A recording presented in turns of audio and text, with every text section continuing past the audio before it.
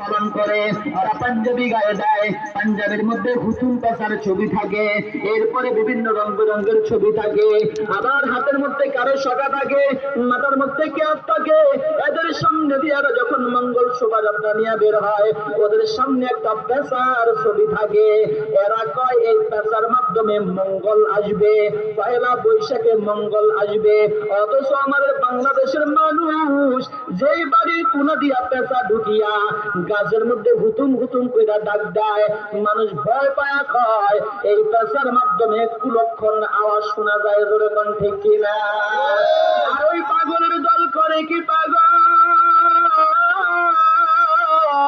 পাগলেরা পেশার ছবিটার সামনে দিয়া কয় শান্তি আইবে না রে, না না না না, ওই হুতুম পেশার মাধ্যমে শান্তি আনতে পারে না। শান্তির মালিক একজন, তিনি কে? যতদিন পর্যন্ত তোমরা শান্তিতে থাকবা, যতদিন ওই মালিককে চিনবা, মালিকের পথ আঁকড়িয়ে ধরবা, মালিকের কোরআন সুন্নাহ অনুযায়ী জীবন ধারণ করবা। এ আমার ভাইরা, কেন মানুষ গুনাহ করে? গুনাহ করার পিছনে কারণ হলো আমরা গুনাহকে গুনাহই মনে করি না। এ আমার মুসলমান যুবক ভাইরা, আল্লাহ আমাদেরকেও আনন্দের দিন দিয়েছেন, ঈদ উল ফিতর, ঈদ উল আজহা, রোজার ঈদ, কুরবানির ঈদ। এই দিন আমাদের আনন্দের ঈদ। হিন্দুদের মেলা এটা আমাদের আনন্দের জন্য নয়, হিন্দুদের দুর্গা পূজা আমাদের আনন্দের জন্য নয়, পয়লা বৈশাখ এটা হিন্দুদের অনুষ্ঠান, এটা আমাদের আনন্দের জন্য নয়। সুতরাং মুসলমান যুবক ভাই, একটু শপথ নাও, মুসলমান হিসাবে যদি বেঁচে থাকো আর একটা দিনও পয়লা বৈশাখে পালন করবা না, পয়লা বৈশাখের জামা কিনবা না, পয়লা বৈশাখের অনুষ্ঠানে যাব না, বৈশাখী মেলায় যাব না, আমার মালিককে এটা কে ওয়াদা দিতে পারবা? মালিককে একটু দুটা হাত তুলে দেখাও। আল্লাহ হাতগুলো টাকা দেখেন, আপনার বান্দারা হাত তুলছে, মুসলমানের সংস্কৃতি তারা পালন করবে, হিন্দুয়ানি সংস্কৃতিতে যাবে না। আল্লাহ আমাদেরকে তুমি কবুল করে নাও, জোরে কোন আমিন। হাত নামান। গুনাহ কেন করি? না জানার কারণে। কি জানান? কি কারণে? না জানার কারণে মানুষ গুনাহ করে। গুনার ক্ষতি কি এটা না জানার কারণে। আমি একটা এক্সাম্পল দেই। 100টা বিস্কিট আমি আপনার সামনে দিলাম, একটা বিস্কিটের মাধ্যমে আমি বিষ মাখায়া দিলাম, এরপরে আপনাকে বললাম এই 100টা বিস্কিটের মধ্যে যে কোনো একটা বিস্কিটের মধ্যে বিষ মাখা আছে, ধরেন আপনি এগুলো খান, ওই বিষ মাখাটা খাইয়েন না। বলেন আপনি কি এখান থেকে একটা বিস্কিটও ধরবেন? জ্ঞানী কি একটা বিস্কুট এখান থেকে ধরবে? কারণ এখানে মিক্স করা, না জানি আমি যেটা ধরি ওটার মধ্যে না জানি বিষ, কারণ সে জ্ঞানী, এজন্য সে একটাও ধরবে না। সেম এই বিস্কিট গুলো নিয়ে আপনার ঘরের অবুঝ বাচ্চাটা মাত্র 4-5 মাস যার বয়স, ওর সামনে নিয়ে দেন তো, দিয়া বলেন বাবা এখানে একটা বিস্কিট আছে বিষ দেওয়া, আর সবগুলো বিস্কিট ভালো, ধর তুই খা। ওর সাথে সাথে হাত দিবে। জোরে কোন কথা ঠিক কিনা? কারণ বিষ সম্পর্কে ওর কোনো আইডিয়াই নাই, ওর কোনো ধারণাই নাই।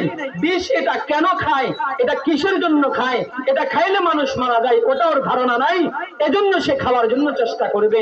আমি আর আপনি বিবেকবান, আমি আর আপনি বুদ্ধিমান, এজন্য আমি আর আপনি খাবো না। আরে আমার যুবক ভাইরা, গুনাহকে চিনো। রাসূল আল্লাহ তাআলা কোরআনের মধ্যে বলেন, ফামান ইয়ামাল মিসকালা যাররাতিন খায়রান ইয়ারা ওয়া মান ইয়ামাল মিসকালা যাররাতিন শাররান ইয়ারা। গুনাহ এটা অনুকণা পরিমাণ যদি তুমি করে থাকো, এটার পাপ, এটার ফলাফল তোমাকে ভোগ করতে হবে। নেক আমল যদি অনুকণা পরিমাণ তুমি করো, এটার সুফল তুমি দুনিয়া এবং আখিরাতে ভোগ করবা। এ আমার যুবক ভাইরা শুনো, আমি আপনাদেরকে আরেকটা এক্সাম্পল দেই। সর্দি যদি কারো হয়, ডাক্তারের কাছে যায় ঔষধ আনছে, অ্যান্টিবায়োটিক এনেছে, ঔষধও খায়, আরসি কলা ঠান্ডা খায়, সিজাব ঠান্ডা খায়, ঠান্ডা পানি দিয়ে ওযু করে, ঠান্ডা পানি দিয়ে গোসল করে, বলেন তো ওর সর্দি ভালো হবে নি? ভালো হবে না। কারণ সে যেগুলো থেকে বাঁচা দরকার এগুলো থেকে বাঁচতে পারে নাই। রাসূল আরবি সাল্লাল্লাহু আলাইহি ওয়াসাল্লাম বলেন, আল ওয়াকাউ খায়রুম মিনাল ইলাজ। সতর্কতা অবলম্বন করা, বেঁচে থাকা এটা ঔষধের চাইতেও আরো বেশি উত্তম, এটা ঔষধের চাইতেও আরো বেশি উত্তম।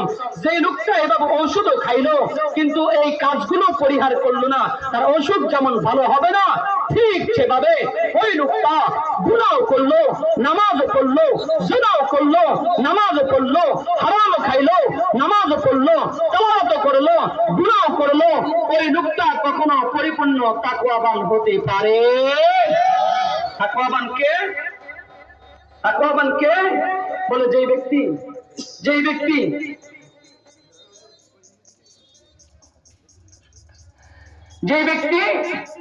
ডাক্তারের কাছে যাওয়ার পরে বলছে আপনার সর্দি, বলে হ্যাঁ, বলে ওষুধ লাগবে না, যান আপনি গরম পানি দিয়ে কুলি করবেন, গরম পানি পাই খাইবেন, গরম পানি দিয়ে আপনি অজু করবেন, গরম পানি দিয়ে গোসল করবেন, সবকিছু গরম খাইবেন, ওষুধ খাওয়া লাগবে না। বলেন ও সুস্থ হবে কি হবে না? সুস্থ হবে কি হবে না?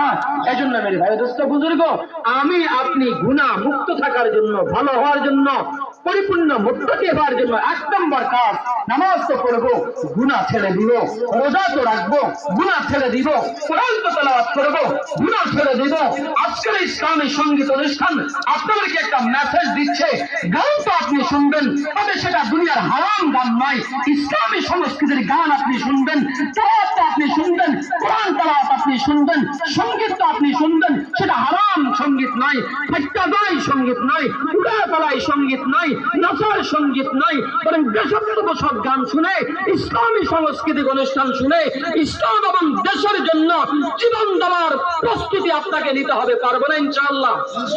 পারবো না ইনশাআল্লাহ?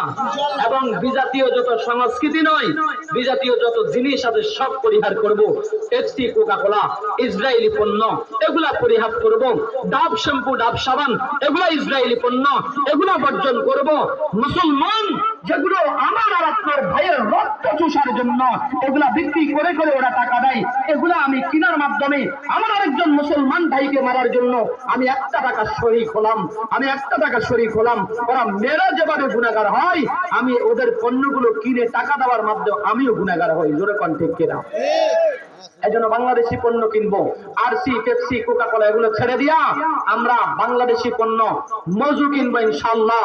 বিশাল একটা উদ্যোগ নিয়েছে, ওদের লেভেলের মধ্যে ওরা ফিলিস্তিনের পতাকা দিয়েছে এবং এদের প্রত্যেকটা লিটারের মধ্যে, প্রত্যেকটা বোতলের মধ্যে লেখা আছে যে অন্তত এখান থেকে কেনার পরে প্রত্যেকটা আধা লিটার, হাফ লিটার থেকে একটা টাকা ওরা ফিলিস্তিনের জন্য পাঠায়। সুতরাং আমি 1 লিটার যদি মজু কিনি, আমার 1-2 টাকা ফিলিস্তিনি আমার ভাই বোনদের জন্য যাবে। আমরা এই কাজটা করতে রাজি আছি তো ইনশাআল্লাহ? রাজি আছি তো ইনশাআল্লাহ? আজকের এই সাংস্কৃতিক অনুষ্ঠান এটা আজকের মতো এখানেই শেষ হয়ে যাক না আরো চলুক? আমরা চাই কি চাই না? শুধু আজকেই চলবে না, প্রত্যেক বছর চলবে এই সাংস্কৃতিক অনুষ্ঠানটা হোক। আমরা চাই তো কারা কারা চাই তো? মানে একটু হাত তুলে দেখায়। মাশাআল্লাহ, অনেক ভাই হাত তুলেছেন। আল্লাহ এই সংস্কৃতি অনুষ্ঠানের জন্য টাকা পয়সা দিয়ে, বুদ্ধি পরামর্শ দিয়ে, যেভাবে হোক আল্লাহ আমাদেরকে সহযোগিতা করার তৌফিক দান করেন, বলেন আমিন। হাত নামান। রাসূলের যুগে নবী মুহাম্মদুর রাসূলুল্লাহ সাল্লাল্লাহু আলাইহি ওয়াসাল্লামের জন্য সাহাবায়ে কেরাম যদি রক্ত না দিয়া, টাকা পয়সা না দিয়া, জীবন না দিয়া ইসলামকে না টিকায় রাখতেন, তো ইসলাম আজ পর্যন্ত আসতো না। জোরে বলেন কথা ঠিক কিনা? এজন্য এই সংস্কৃতি অনুষ্ঠানে কিছু খরচ তো আছে আলহামদুলিল্লাহ। আজকে টাকা কালেকশন হবে না, কোনো টাকা কালেকশন হবে না, তবে আগামীতে এই সাংস্কৃতিক অনুষ্ঠানটা থাকুক। আমি 1000 টাকা দিব বছরে একবার, আমি 500 টাকা দিব বছরে একবার।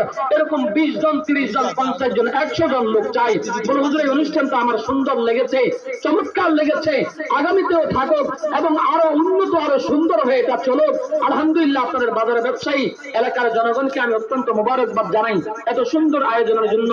বাজার কমিটি, ব্যবসায়ী ভাইরা, এলাকাবাসী সুন্দর পরিষ্কার পরিচ্ছন্ন পরিবেশ করে দিয়েছেন। আল্লাহ আপনাদেরকেও আমাদের সাথে একসাথে জান্নাতে যাওয়ার তৌফিক দান করেন, বলেন আমিন। এজন্য দেখি সর্বপ্রথম 1000 টাকা করে দিবেন আগামী মাহফিলের জন্য। আকবর হোসেন, মাশাআল্লাহ, আকবর হোসেন 1000 টাকা, আল্লাহ কবুল করেন। 2 নাম্বার আব্দুর রহমান, 2 নম্বরে 1000 টাকা। যারা আছেন আমাদের স্বেচ্ছাসেবক ভাইরা খাতা কলম নিয়ে গেছে, ওদের কাছে নামগুলো লেখা দিবেন। নামে পর্যন্ত না পৌঁছলে ওখানে লেখায় দিলে হবে।